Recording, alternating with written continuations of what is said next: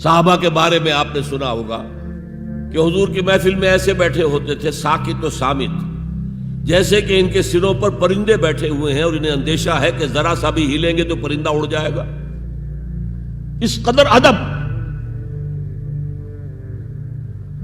حضور صحابہ سے سوال کرتے تھے اور یہ آپ کا طریقہ تھا تعلیم کا، کہ پہلے ایک سوال سامنے لایا جائے تاکہ ان کا ذہن کھلے، سوچیں خود بھی۔ یہ تعلیم کا بہترین طریقہ ہے۔ اس کے بعد ہوتا کیا تھا؟ جواب نہیں دیتے تھے، اللہ و رسولہ عالم، اللہ اور اس کا رسول بہتر جانتے۔ پھر اگر دوبارہ آپ پوچھتے تھے تو جو بھی سمجھ میں آتا تھا کہتے تھے۔ مجھے یاد آ رہی ہے ایک حدیث، اور اچھا ہے کہ وہ آپ سن لیں، اس لیے کہ عام شکایت یہ ہے کہ مذہبی لوگ معاملات میں اچھے نہیں ہوتے۔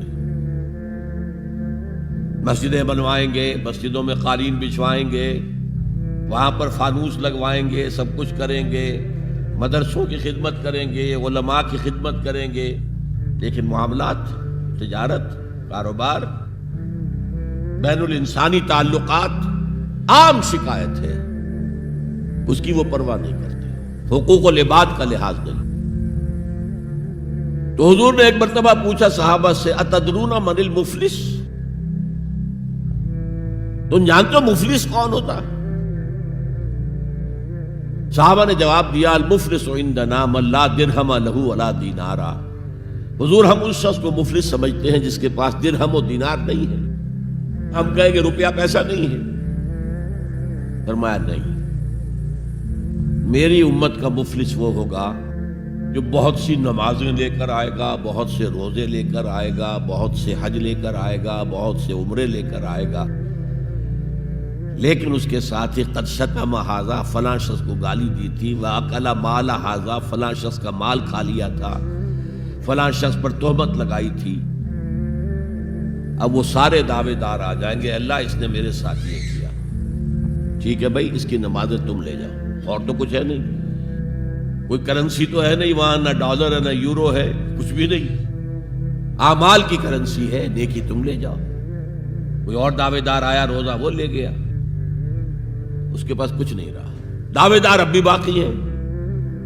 اب ان کے گناہ جو ہے اس کے حساب میں پڑنے شروع ہو جائیں گے، یہاں تک کہ دوسروں کے گناہوں کے بوجھ تلے دب کر وہ جہنم میں جھونک دیا جائے۔ یہ مفلس۔ تو یہ انداز تھا حضور کا سمجھانے کا، پڑھانے کا، فطری طریقے تعلیم۔ تو فالذین آمنوا بہ وعزروہ، تو وہ لوگ جو ایمان لائے ان پر اور جنہوں نے ان کی تعظیم کا حق ادا کیا، وَنَصَرُوهُ، یہ آئی ہے اب سخت بات، اور ان کی مدد کی۔ مدد کس کام میں؟ حضور اتنے غیور تھے کہ ذاتی کام میں کوئی مدد آپ کسی سے نہیں مانگتے تھے۔ سیرت کی کتابوں میں آتا ہے کہ اگر آپ سواری پر ہوتے تھے اور آپ کا کوڑا نیچے گر جاتا تھا تو کسی سے یہ نہیں کہتے تھے کہ اٹھا کر ذرا مجھے پکڑا دو، آپ سواری سے اترتے تھے، اپنا کوڑا خود اٹھاتے تھے۔ اور اس ضمن میں بھی سیرت النبی کا ایک واقعہ مجھے یاد آ رہا ہے، وہ میں آپ کو سنا دوں۔ جب ہجرت مدینہ کی اجازت آ گئی تھی عام لوگوں کے لیے، عام مسلمانوں کے لیے، چلے جاؤ جاؤ سب جاؤ مدینہ کی طرف، لیکن رسول اپنی جگہ نہیں چھوڑ سکتا وداؤٹ ایکسپریس پرمیشن آف اللہ۔ تو حضور کے لیے ابھی اجازت نہیں آئی۔ جو یار غار تھے حضرت ابوبکر صدیق، وہ پوچھتے تھے حضور اجازت آ گئی؟ نہیں ابھی نہیں آئی۔ حضور اجازت آ گئی؟ نہیں ابھی نہیں آئی۔ حضرت عائشہ فرماتی ہیں کہ ایک روز دوپہر کے وقت حضور چلے آ رہے تھے، ہم حیران ہوئے۔ عربوں میں یہ آج بھی ان کی تہذیب جو ہے وہ یہ ہے کہ ظہر عصر کے درمیان نہ کسی سے ملنا، نہ کسی کے ہاں جانا، نہ وزٹ کرنا، دکانیں بھی بند اور قیلولہ کرتے ہیں، یہ ان کی تہذیب کا حصہ ہے۔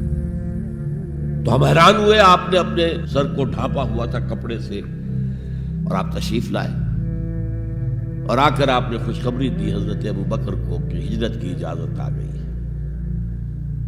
اب اس پر حضرت ابوبکر کو بڑی خوشی ہوئی، بڑے احساس مسرت کے ساتھ عرض کرتے ہیں، حضور میں نے 2 اونٹنیاں تیار کر رکھی ہیں، خوب کھلا پلا کے انہیں فرما کیا ہوا ہے، تکڑا کیا ہوا ہے، حضور تھوڑا سا توقف کر کے فرماتے ہیں ٹھیک ہے لیکن ایک اونٹنی کی قیمت میں ادا کروں گا. حضرت ابوبکر رو پڑے حضور مجھ سے بھی یہ مغایرت کہ میری اونٹنی کی بھی آپ قیمت دینا چاہتے ہیں. تو نصرت جو ہے اس کے بارے میں جان لیجئے کہ یہ تو حضور کا جو مشن تھا اس میں مدد کوئی ذاتی اپنے کسی کام کے لیے آپ نے کبھی کسی سے مدد طلب نہیں کی. جو مشن اللہ نے ڈال دیا تھا کندھے پر هو الذی ارسل رسولہ بالہدی ودین الحق لیظہرہ علی الدین کلہ ولو کرہ المشرکون.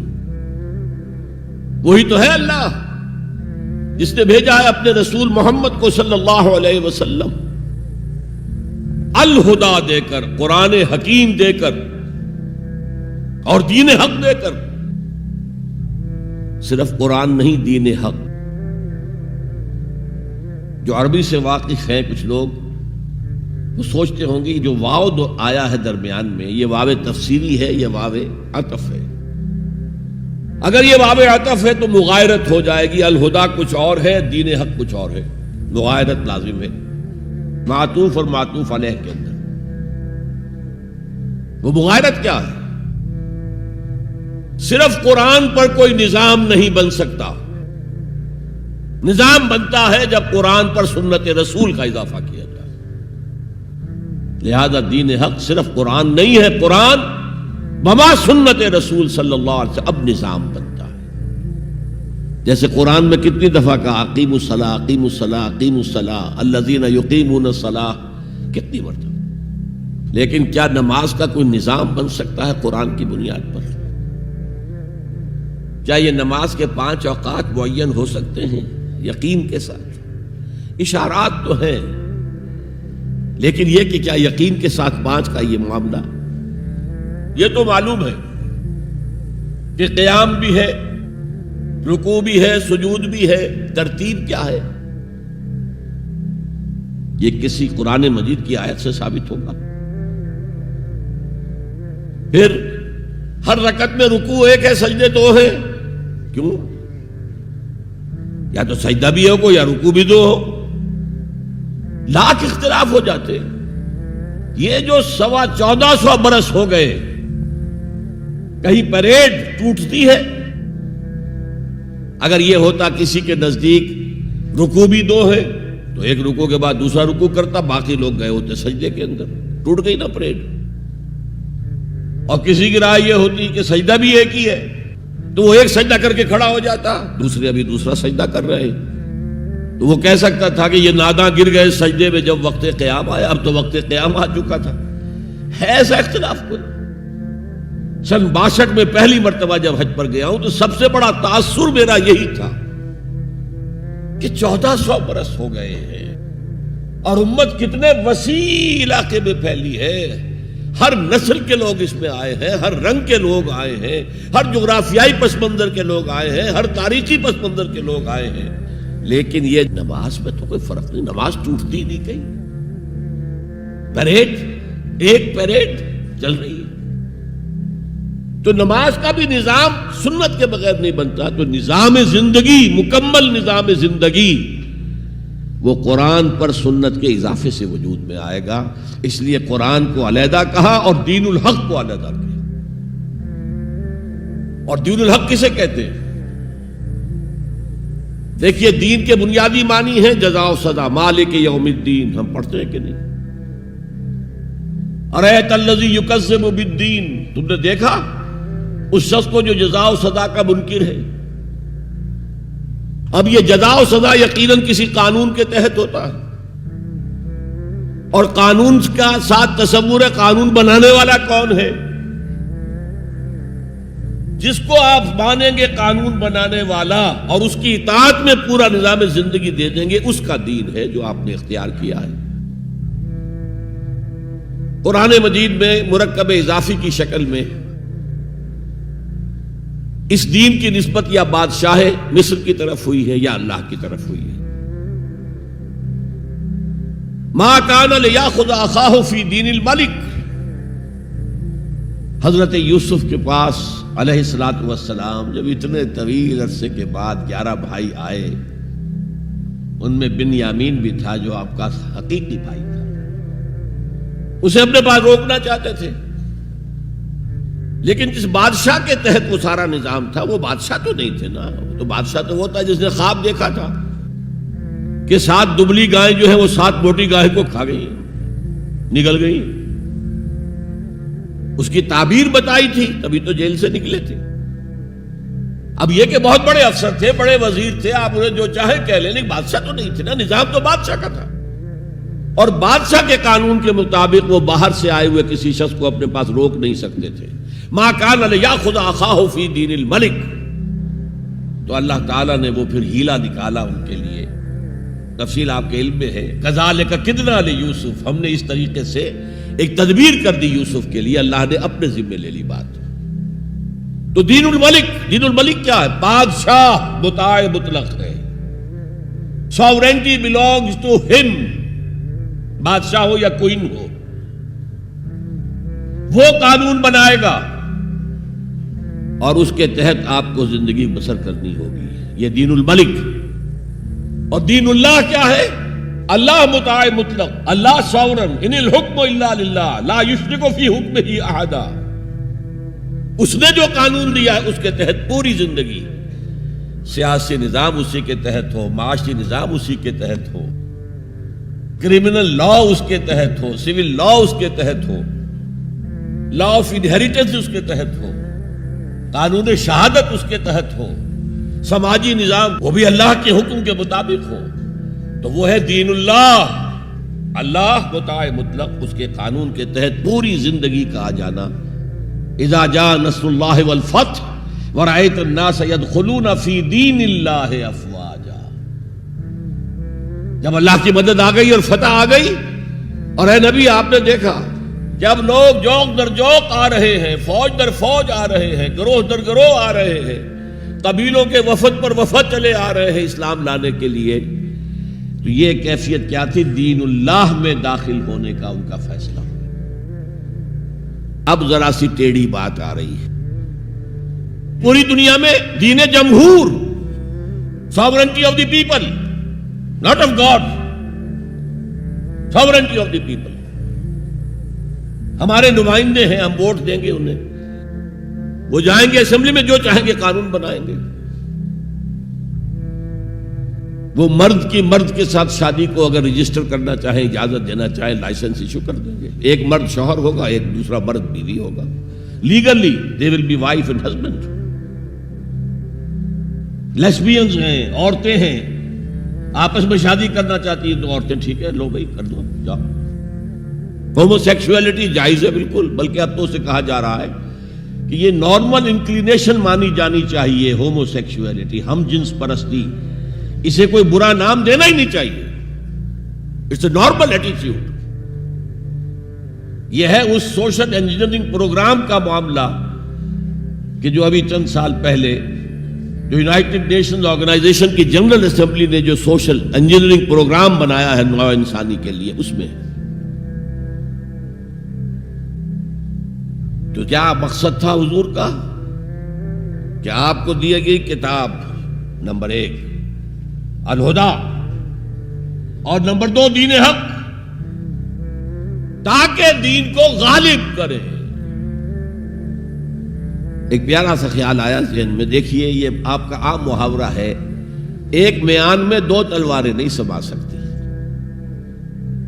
ایک جگہ 2 دین نہیں ہو سکتے. مذہب 100 بھی ہو سکتے ہیں ایک جگہ پر. اس لیے کہ مذہب کو عام دنیا کیا مانتی ہے کہ مذہب کا تعلق صرف 3 چیزوں سے. کچھ عقائد ہوں گے، ایک خدا کو ماننے والے، 100 خداؤں کو ماننے والے، کسی کو نہ ماننے والے. کچھ عبادات کی رسومات ہوں گی، نماز ہے، روزہ ہے، یا پوجا پاٹ ہے، یا گرو گرنتھ سنگھ کا وہ اکھنڈ پاٹ، یعنی پورا اس کی تلاوت مکمل، کوئی وقفہ ڈالے بغیر، جو چاہو کرو. سوشل کسٹمز ہوتے ہیں. بچہ پیدا ہوگا تو کیا کریں گے؟ عقیقہ کریں گے، بپتسمہ دیں گے. عیسائی بپتسمہ دیتے ہیں، بیپٹائز کرتے ہیں، ہم عقیقہ کرتے ہیں. پیدا ہوتے ہی دائیں کان میں اذان، بائیں میں اقامت کہتے ہیں. کوئی مر جائے گا تو کیا کریں گے؟ ڈیڈ باڈی کا جلائیں گے یا دفنائیں گے، یا پارسیوں کی طرح کہیں اونچی جگہ پر رکھ دیں گے کہ کیلیں اور کوے آئیں اور کھا جائیں؟ کم سے کم ان کی غذا کا تو کام چلے نا۔ زمین میں دبا دیں گے تو مٹی ہو کر مٹی میں مل جائے گا، کسی کے کام ہی نہیں آئے۔ بہرحال ان تین چیزوں کے مجموعے کا نام ہے مذہب، جبکہ دین کے اندر تین چیزیں مزید شامل ہو جاتی ہیں: سماجی نظام، معاشی نظام، سیاسی نظام۔ یہ تین جمع تین بن کر دین بنتا ہے، تو دین تو دو نہیں ہو سکتے۔ جمہوریت اور آمریت تو ساتھ ساتھ نہیں ہو سکتی، کیپٹلزم اور کمیونزم تو ساتھ ساتھ نہیں ہو سکتے، ڈیموکریسی اور ملوکیت تو ساتھ ساتھ نہیں ہو سکتے۔ اس اعتبار سے ایک مغلوب ہوگا، ایک غالب ہوگا، مغلوب مذہب بن جائے گا اور غالب دین ہوگا۔ آج دین جمہور غالب ہے۔ اور جو اقبال کا شعر ہے بڑا پیارا: بندگی میں گھٹ کے رہ جاتی ہے ایک جوئے کباب، اور آزادی میں بہرے بے قراں ہے زندگی۔ اگر دین آزاد ہے، غالب ہے، چھایا ہوا ہے، تو وہ ہے اصل دین، ورنہ وہ سکڑ کر مذہب بن جائے گا۔ ہم 60 سال پہلے دین انگریز پر تھے نا۔ حاکم کون تھا؟ کوئی بادشاہ کو ملکہ بیٹھا ہوا یا بیٹھی ہوئی ہے انگلستان میں، وائس رائے یہاں ایک ہوتا تھا اس کا، لیکن وہ حاکم نہیں تھا، ساورن نہیں تھا۔ ساورنٹی ان کی تھی، اصل حکومت ان کی تھی۔ ہز میجسٹیز گورنمنٹ یا ہر میجسٹیز گورنمنٹ، ان کی تھی حکومت۔ تو اس اعتبار سے دین کو غالب کرنا یہ بہت جان جوکھوں کا کام تھا، یہ نوٹ کر لیجئے آپ۔ دیکھیے تمام نبی اور رسول مبلغ بن کر آئے، داعی بن کر آئے، بشیر بن کر آئے، نذیر بن کر آئے، بشارت دینے والے کہ اللہ کے راستے پر آؤ گے فروح و ریحان و جنت نعیم، اور اگر انذار کرنے والے نذیر بن کر آئے، اگر غلط راستے پر جاؤ گے تو جہنم ہے۔ حضور بھی یا ایھا النبی انا ارسلناک شاہدا و مبشرا و نذیرا و داعیا الی اللہ باذنہ و سراجا منیرا، یہ جو 5 حیثیتیں ہیں یہ مشترک ہیں حضور میں اور تمام انبیاء میں۔ اگرچہ ہر حیثیت میں حضور کی اپنی شان ہے جس میں کوئی دوسرا نبی ان کے قریب نہیں آ سکے گا، لیکن نوٹ کیجئے یہ آیت جو میں اس وقت آپ کے سامنے رکھ رہا ہوں، جس کے لیے نصرت مطلوب تھی، آؤ میرا ہاتھ بٹاؤ، یہ قرآن میں 3 دفعہ آئی ہے محمد الرسول اللہ کے لیے، اور کسی کے لیے نہیں آئی۔ ابراہیم کی نسبتیں دیکھیے، 3 نسبتیں ہیں کتنی اعلیٰ بلند۔ خلیل اللہ ہے، واتخذ اللہ ابراہیم خلیلا۔ ابو الانبیاء ہے، سینکڑوں رسول اور نبی ان کی اولاد میں آئے۔ حضرت اسحاق کی اولاد سے، وہ جو prophets of the old testament ہیں، ان کی کتابیں جو ہیں، صحیفے ہیں، دیکھیے۔ پھر حضرت اسماعیل کے اولاد میں حضرت محمد صلی اللہ علیہ وسلم، مدیان کی اولاد میں حضرت شعیب۔ یہ بہت کم لوگوں کو معلوم ہے کہ حضرت ابراہیم کی ایک تیسری زوجہ بھی تھی، ہاجرہ، جو مصر کے بادشاہ کی بیٹی تھی، جو پھر کنیز کے طور پر مصر کے بادشاہ نے پیش کی۔ ان سے اللہ نے بیٹا دیا اسماعیل۔ سارا جو حضرت ابراہیم کے اپنے خاندان سے تھی، کیونکہ بانجھ تھی، ساری عمر اولاد نہیں ہوئی، بڑھاپے میں اللہ نے اسحاق عطا کر دیے۔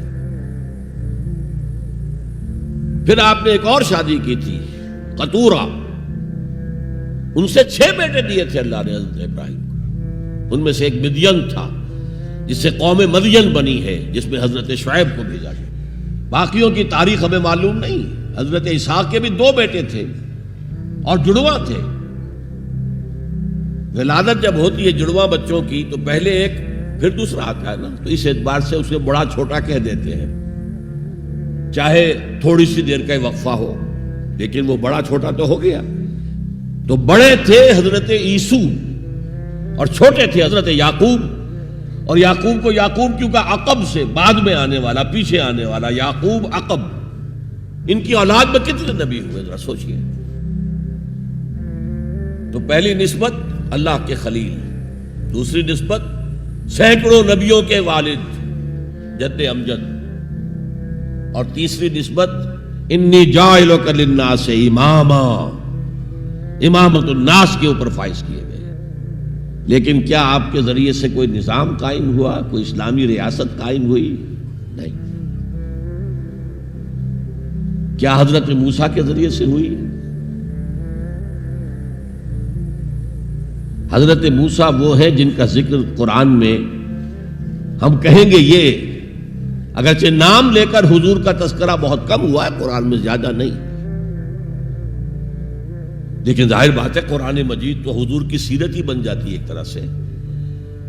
غزوہ انفال کیا ہے؟ سورت انفال غزوہ بدر کا چیپٹر ہے. آل عمران کی 60 آیات جو 120 سے 180 تک وہ کیا ہے؟ غزوہ احد ہے.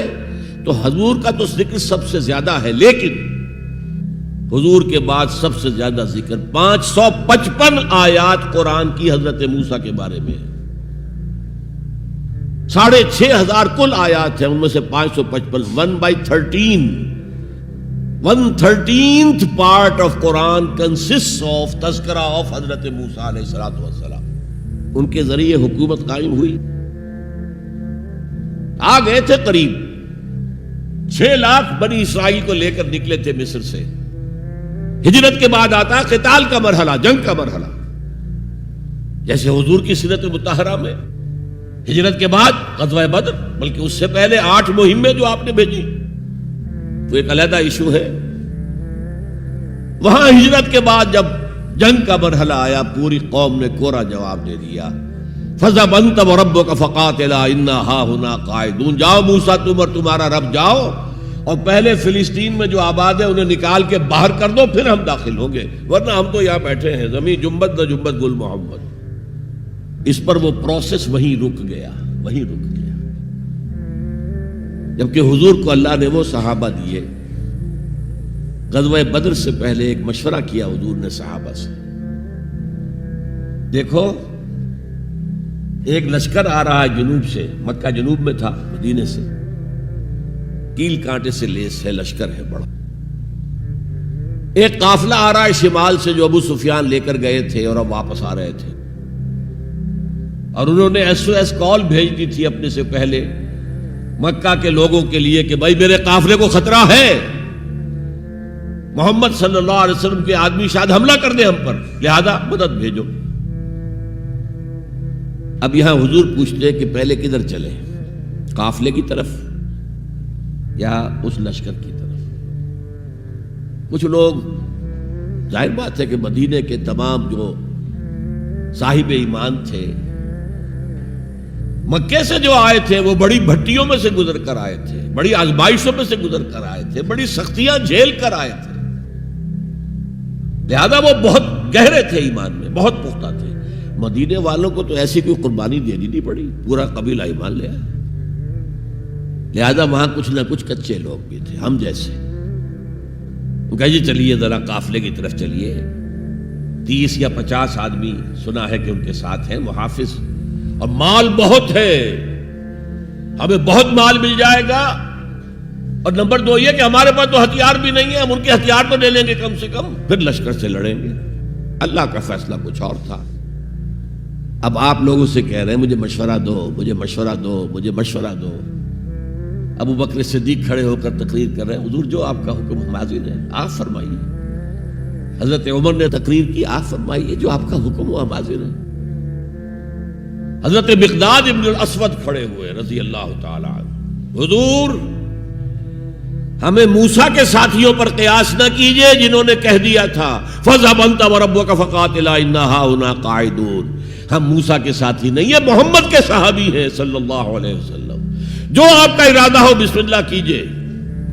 کیا عجب کہ اللہ تعالی ہمارے ذریعے آپ کی آنکھوں کو ٹھنڈک عطا فرمائے. یہ تو میں نے صرف اس واقعے کے حوالے سے سنایا یہ واقعہ. کہ وہاں کیا تھا؟ 6 لاکھ تھے افراد یہود، ان میں بوڑھے بھی تھے، بچے بھی تھے، عورتیں بھی تھیں، تو 1 لاکھ تو ہوں گے جنگ کرنے کے قابل، اور نیچے آ جائیے 50,000 تو ہوں گے، 12 میں 1 تو ہوگا۔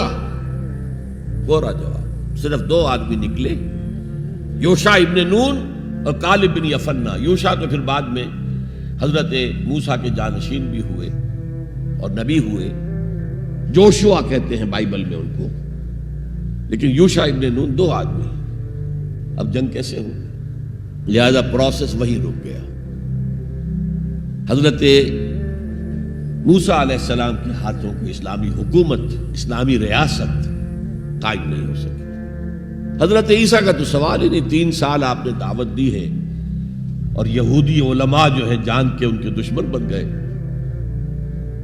انہیں سب سے پہلے تو ولد الزنا کہا گیا، حضرت مریم پر تہمت لگائی گئی زنا کی، اور پھر یہ کہ ان کو جادوگر کہا گیا۔ یہ معجزے کیا دکھا رہا ہے؟ یہ تو شیطان بعلزبول جو ہے اس کی مدد سے دکھا رہا ہے۔ یہ سارے شعبدے ہیں، جادو ہے، اور جادو کفر ہے، لہذا یہ کافر ہو گیا، مرتد ہو گیا، ایسے سولی چڑھا دو۔ تو نظام کیا قائم ہونا تھا، ریاست کیا قائم ہونی تھی؟ عیسائیوں کے مطابق، یہودیوں کے مطابق تو سولی چڑھ گئے۔ عیسائیوں کے مطابق ہے کہ بعد میں اتار لیا گیا اور ایک جگہ رکھا گیا، تو وہاں پھر زندہ ہو کر پھر آسمان پر اٹھ گئے۔ اور ہمارا جو قرآن مجید نے جو ہمیں بتایا اور جس کی کچھ تفصیل ہمیں انجیل برنباس میں ملتی ہے، وہ یہ ہے کہ وہ نہیں، وہ تو پہلے ہی آسمان پر اٹھا لیے گئے تھے، گرفتار ہوئے ہی نہیں۔ جس ان کے حواری نے غداری کی تھی، یوڈاس اسکریوٹ، اس کو اللہ تعالیٰ نے اس کی شکل کو ولیکن شبہ لہم، مشابہ بنا دیا حضرت عیسیٰ علیہ السلام کی شکل کے۔ وہی بدبخت گرفتار ہوا اور کیفر کردار کو پہنچا، سولی پر چڑھا جسے چڑھنا ہی چاہیے تھا، غداری کی تھی۔ بہرحال میں کہہ رہا تھا کہ یہ کام انذار، تبشیر، واعظ، نصیحت، تعلیم، تبلیغ، تربیت، تزکیہ، یہ سب رسولوں نے کیا اور حضور نے بھی کیا، لیکن یہ معاملہ صرف محمد کے لیے ہے صلی اللہ علیہ وسلم، اور 3 دفعہ آیا ہے، کسی اور نبی اور رسول کے لیے 1 دفعہ بھی نہیں آیا، کہ ان کا فرض منصبی ہے دین کو غالب کرنا، صرف تبلیغ نہیں، غالب کرو۔ یہ تھا وہ مشن جس میں آپ کو نصرت درکار تھی۔ فالذین آمنوا بہ وعزروہ ونصروہ، مدد کریں ان کی۔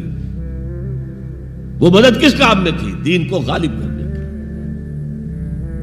اس لیے آتا ہے نا سورہ صف کے آخر میں، یا ایھا الذین آمنوا کونوا انصار اللہ، اے ایمان والو اللہ کے مددگار بنو۔ کما قال عیسی ابن مریم للحواریین من انصاری اللہ، جیسے کہ دیکھو 600 برس قبل حضرت مسیح اور حضور کے درمیان 600 برس کا فصل ہے، جیسے کہ 600 برس قبل ہمارے بندے عیسیٰ نے کہا تھا حواریین سے، کون ہے میرے مددگار اللہ کے راستے میں، اور حواریین نے کہا تھا نحن انصار اللہ، قال الحواریون نحن انصار اللہ۔ تو یہ اللہ کی مدد اور اللہ کے رسول کی مدد، من انصاری الی اللہ، کون ہے میرا مددگار اللہ کے راستے میں،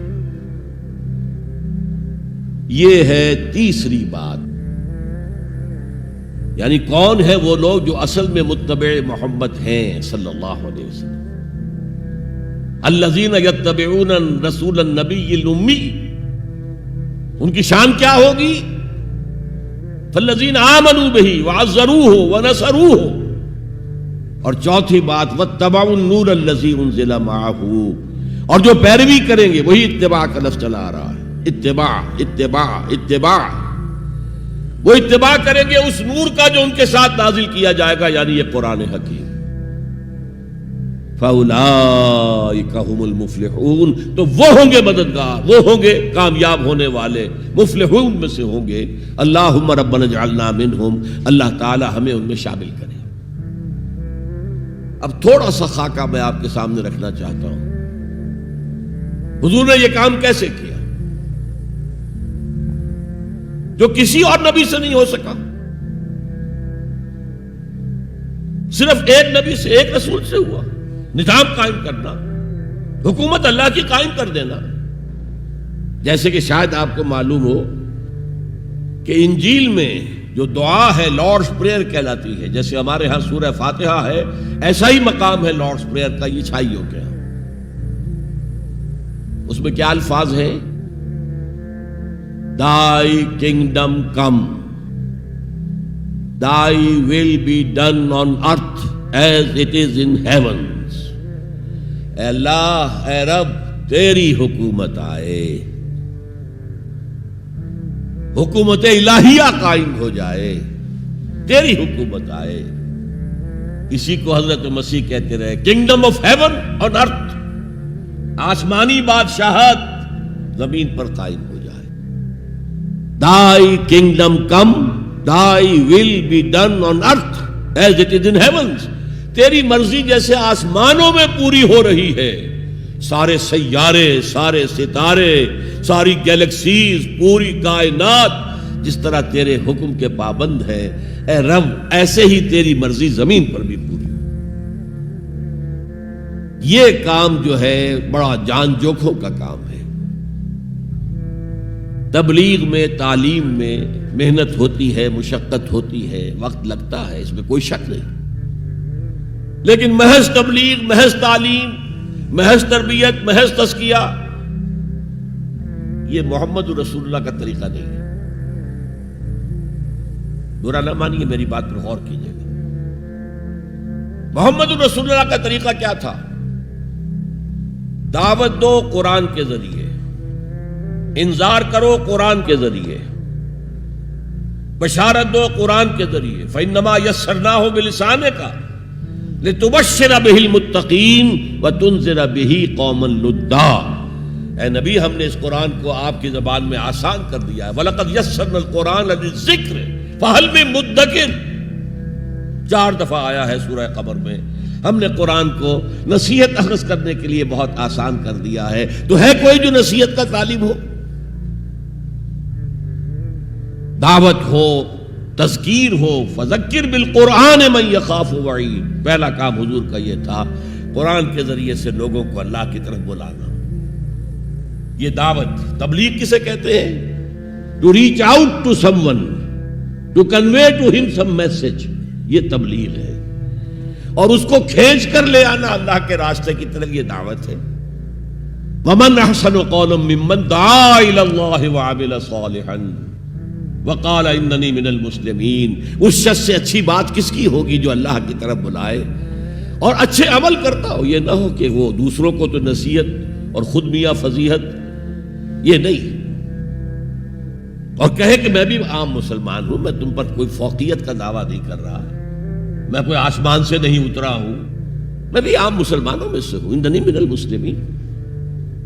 تو قرآن کے ذریعے تذکیر، قرآن کے ذریعے نصیحت. یا ایھا الناس قد جاءتکم موعظۃ من ربکم وشفاء لما فی الصدور. یہی ہے موعظہ، نصیحت، اور یہی ہے شفاء لما فی الصدور. دلوں میں جو روگ ہیں ان کا علاج یہ ہے. وہدی ورحمۃ للمؤمنین. تو حضور کا طریقہ پہلا کیا تھا؟ قرآن کو عام کرو. جہاں آپ گئے قرآن سنایا. آپ کے کوئی خطبات ہمیں نہیں ملتے. جمعے کے خطبوں میں کیا کرتے تھے؟ کان للنبی صلی اللہ علیہ وسلم خطبتان یجلس بینہما یقرأ فیہما آیات من القرآن ویذکر الناس. یہ صحیح مسلم کی روایت ہے. حضور کے 2 خطبے ہوتے تھے، آپ درمیان میں تھوڑی دیر کے لیے بیٹھتے بھی تھے جیسے ہم بیٹھتے ہیں. اور یہ کس لیے تھا؟ شاید آپ نے کبھی غور نہ کیا ہو.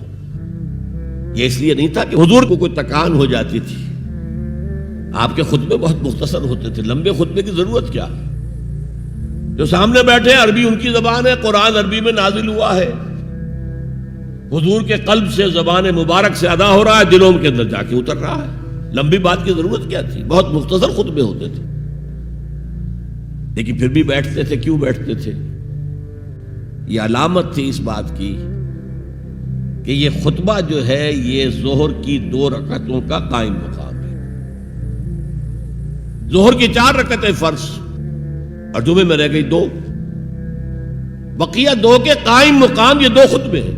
لیکن خطبوں میں کرتے کیا تھے؟ یقرأ آیات من القرآن قرآن کی آیات پڑھ کے لوگوں کو سناتے تھے وَيُذَكِّرُ النَّاسَ، اور اسی کے حوالے سے نصیحت کرتے تھے. بس اللہ خیر سن.